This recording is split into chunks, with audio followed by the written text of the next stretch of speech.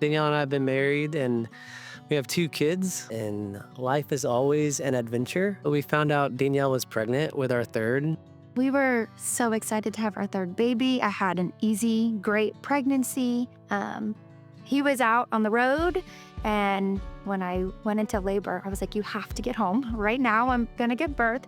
So I'm running through the parking lot. The security guard runs with me to the elevator, and it's like this amazing movie of a moment, right? We get there, open the door, to a minute and a half later, boom, our son is born.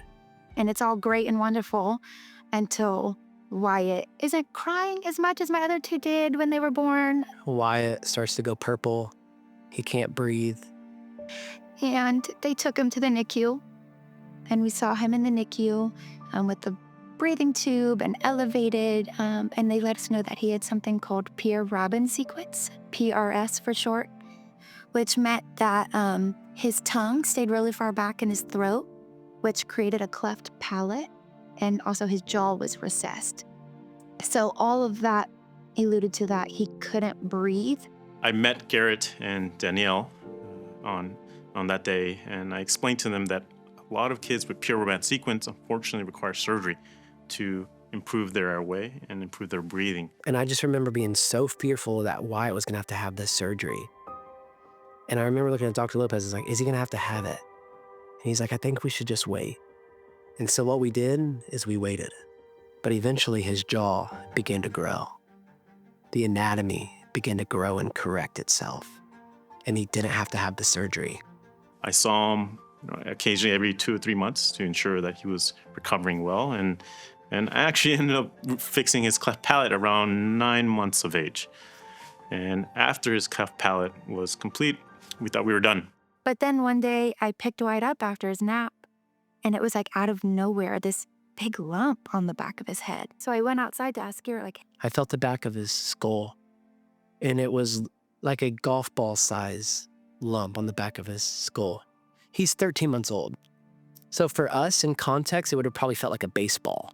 and Dr. Lopez told us to go straight to the ER. We get there, and then instantly CAT scans, MRI, imaging, more testing. Is that golf ball lump that we thought was a lymph node actually turned out to be a lesion, a tumor. His parents brought him into our clinic. I evaluated him, and unfortunately, when I saw him, I noticed quite quickly that he had a bit of missing bone throughout the posterior portion of his head.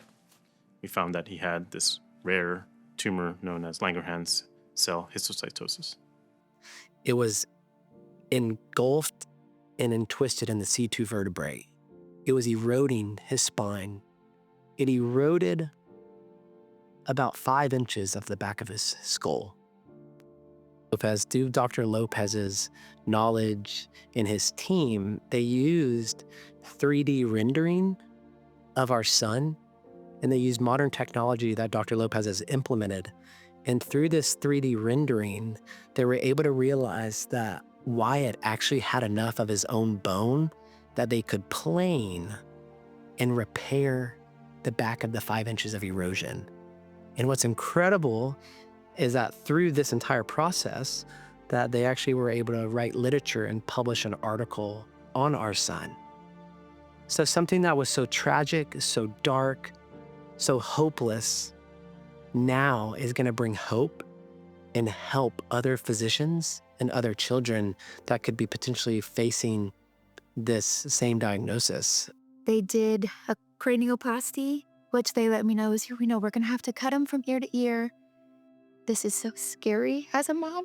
And I'll never forget just sitting in the hospital for 8 hours as they operated on my baby's skull. It was just terrifying. But it went successfully. So after we performed skull reconstruction and confirmed his diagnosis, he went on and was treated with chemotherapy. Wyatt just finished his 53rd week of chemo. It finally feels like there is light at the end of the tunnel. And as of Friday, we reviewed his MRI, and we're very happy to report that he is now cancer-free. Dr. Lopez and his team has been there every step of the way. Wyatt is doing amazing, and it's just incredible to see him Be a kid. I just hope that whatever he does one day, like he knows that he has family and community and the Lord just behind him, supporting him, and that he can do anything.